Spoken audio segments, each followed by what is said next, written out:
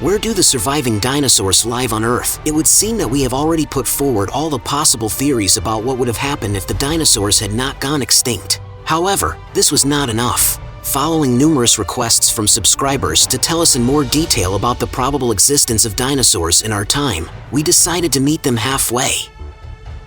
The Real Unreal presents: what would have happened if dinosaurs had not gone extinct?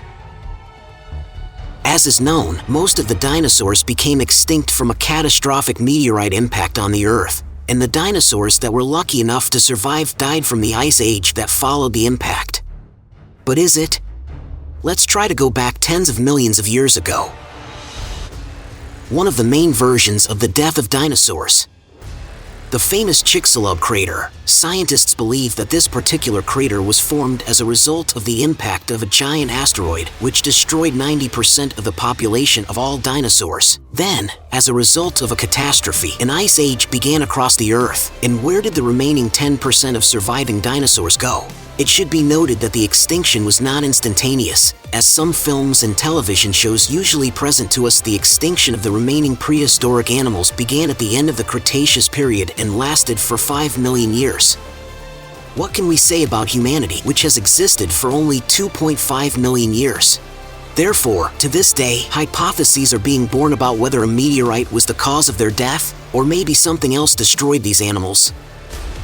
For countless centuries, the remaining dinosaurs dominated the Earth. Entire species and populations disappeared and new ones appeared. And only a few reptiles have survived to this day. We're talking about crocodiles, turtles, snakes, and lizards. If we talk about species, then it is quite clear that our scientists have not discovered even 1% of all reptiles that have existed for millions of years. Dinosaurs occupied a dominant position on the planet even without brains, having impeccable physical characteristics. But the man had nothing: no natural armor, no scales, no strong bones, no huge size, no stomach that digests even rotten meat, no ability to have 20 eggs in a clutch, no warm skin, no sharp teeth, no super speed, no super strength. Man was and remains one of the weakest and most unadapted predators. Out of despair, the man began to look for ways out of the current situation. He picked up a stick, attached a stone, began to wear animal skins, stored hard-earned food in clay pots, built houses, fenced them off from wild animals, warmed himself with fire, and passed on knowledge to his descendants. But let's return to the cause of death. Some paleontologists take it upon themselves to declare that the cause of death was notroid and dinosaur change. Over such a huge number of years, dinosaurs became intelligent like we are now. They created huge modern civilizations, commerce, and they built cities, discovered new nanotechnologies, and eventually destroyed themselves. But naturally, in response to this, scientists received a skeptical reaction from society. Second hypothesis: space killed the dinosaurs. As a result of the collision of stars located billions of light years from the Earth, a huge amount of gamma radiation was generated that reached the solar system and damaged the ozone layer of our planet. As a result, the climate changed. Changes occurred in the layers of the Earth, and dinosaurs began to mutate and, as a result, die. Another hypothesis: changes in the levels of the world's oceans. A sharp decline in ocean water has created mass extinctions across the planet, changed the usual chain of evolution. What do you think of the theory about volcanic activity? Quite real. As a result of the meteorite impact, hundreds of volcanoes across the Earth awoke. Lava flowed, numerous earthquakes began, giant tsunamis arose in the seas every now and then, hitting the coastal lands and destroying entire colonies of animals. What do you think about the idea that flowers and plants killed dinosaurs? Scientists will tell you that this is quite likely. Herbivorous dinos ate plant foods, and at one point new plants appeared containing toxic substances, alkaloids, which poisoned all the herbivores, and the predators died of starvation because there was nothing to hunt. Meet another option. Periodically, a change of poles occurs on our Earth. This means that our planet remains without a magnetic field for some time. Some time can last several thousand years, and of course, during this time, many organisms die. Maybe this only applied to dinosaur organisms? Who knows? Here's another hypothesis: adaptation of dinosaurs as a result of continental shifts. As you know, the Earth initially looked completely different. Africa and America were one, but gradually tectonic shifts began to occur. Dinosaurs that lived in one place for millions of years simply could not adapt and gradually died out. And what do you think? And the idea that dinosaurs could simply die from various epidemics and infections because dinos had weak or weakened immunity? The list goes on, but next time. Now we come to the question, did any of the prehistoric reptiles survive? And do these survivors live among us? Legendary writer Arthur Conan Doyle, known for the popular work The Lost World. The novel describes the adventures of a British expedition to South America where the heroes of the book discovered living dinosaurs, ancient people, and prehistoric animals. No less popular Vladimir Abrachev's novel Plutonia describes the adventurous travelers who found themselves on the other side of the Earth, where, due to the prevailing greenhouse climate, the Jurassic period reigned and prehistoric animals still lived.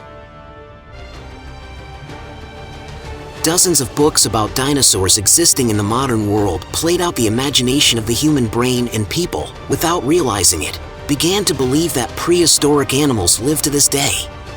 Over the years and even centuries, rumors have appeared that this or that dinosaur was seen in a certain area of the globe. Let's try to figure it out. Let's start with the well-known story about a creature that lives in the Scottish lake Loch Ness. The first cases of encounters with the so-called monster Nessie date back to the times of the Roman Empire, when the territory of the Celtic lands was developed by a great army. Then numerous stories that later became legends inspired superstitious horror in the inhabitants of those lands. This creature has been depicted in different ways, and in the form of a giant frog, a seal with a long neck, a huge snake, in the form of a horse, and other types of the most incredible fantastic creatures. But the closer the 20th century came, the more the image of the legendary monster changed, and this lake devil, according to eyewitnesses, began to look more like Thalassomedon or Tanystropheus, ancient marine animals, straight out of prehistory. It was in the last century that scientists took this so-called dinosaur seriously. True, all the so-called photo and video evidence were of murky quality, and it was impossible to specifically characterize who this type of animal was. But the number of eyewitnesses who saw Nessie with their own eyes and even heard the breathing of the mysterious animal increased sharply. All the stories about what this reptile looks like were completely different. Someone saw a dinosaur, someone saw a giant crocodile, and someone saw a shark.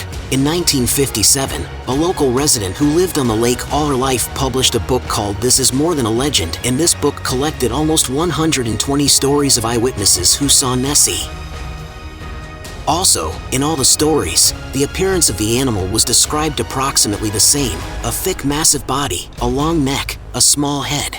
The hypothesis that there is a crevice at the bottom of the lake from which not only this reptile but a huge number of prehistoric monsters could have appeared has not been confirmed. However, to this day people photograph and film the mystery of Loch Ness.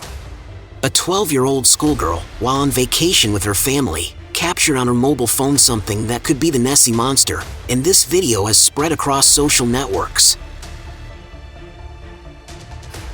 Okanagan. According to the legends of local Indians, the lake is inhabited by a huge monster Agapogo, one might say a local version of the monster Nessie.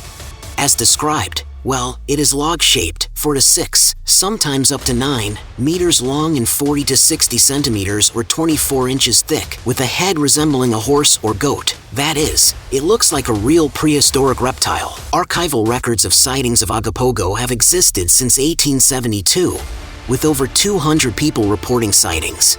And it would seem that this was just the imagination of every eyewitness, if not for one thing. A convoy of 30 cars driving past the lake, traveling on vacation, suddenly stopped, and there was a reason for this. Absolutely all passengers in the motorcade saw this lake monster. It could all be chalked up to a massive conspiracy, but the editor of the Vancouver Sun wrote, "Too many decent people have seen this beast to ignore the significance of the actual facts." Sightings continued throughout the 20th century. This animal was also filmed several times, photographed and filmed. Hypotheses. If the famous Nessie is considered by many to be a plesiosaur that has survived to this day, There is no such unanimity regarding Acapulco. Some, like Kelowna reporter Frank Lilquist, believe it is also a plesiosaur. Cryptozoologist Roy Mackle believes that we are talking about a primitive whale, Zyglodon, or Basilosaurus, which was distinguished by its snake-like body shape. Lake Nahuel Huapi. This lake has its own creepy inhabitant called Nahuelito. Also in 1994, more than 20 people became mass witnesses of this phenomenon. A large number of eyewitnesses claim that they themselves clearly saw a water monster floating on the surface of the lake. That year and that day there was complete calm, so the version of waves can be immediately ruled out. Some eyewitnesses are not afraid to talk about the size of the monster, measuring 20 meters or 66 feet in length. Nahuelito is a reptile with a serrated crest, they said. Due to its size, the animal is clumsy and is colored silver gray. At the end of the last century, an Argentine scientist wanted to find the monster. Unlike the first case, Julio Aguaro managed to find something. These were Nahuelito's paw prints. The transverse length of these prints was 50 centimeters or 20 inches. Using the method of ratios, the speleologist came to the conclusion that the weight of the monster is several tons. According to police officers who live in Nahuel Huapi, they witnessed not only the movement of the monster, but also heard the sounds of the animal. The list goes on and on. But even from these few meetings, with lizards that last for centuries, you can speculate for years, draw conclusions, build theories, and even equip expeditions to see for yourself the existence of prehistoric creatures that have survived to our time. Pictures on which depict people and dinosaurs, photographs depicting such monsters, and even video footage from which full-length films can already be created indicate that some of the dinosaurs have retained their original appearance and live quietly in the hidden places of the modern world. Of course, if you plunge headlong into these investigations, it may well turn out that most of the so-called facts are fakes, but not everything is so simple. Despite the fact that the hidden corners of the wild where no human has set foot on Earth are becoming fewer and fewer, this does not mean at all that dinosaurs or monsters similar to them do not exist somewhere. A descendant of a Tyrannosaurus can live and hunt in peace. A modern plesiosaur can swim and reproduce calmly.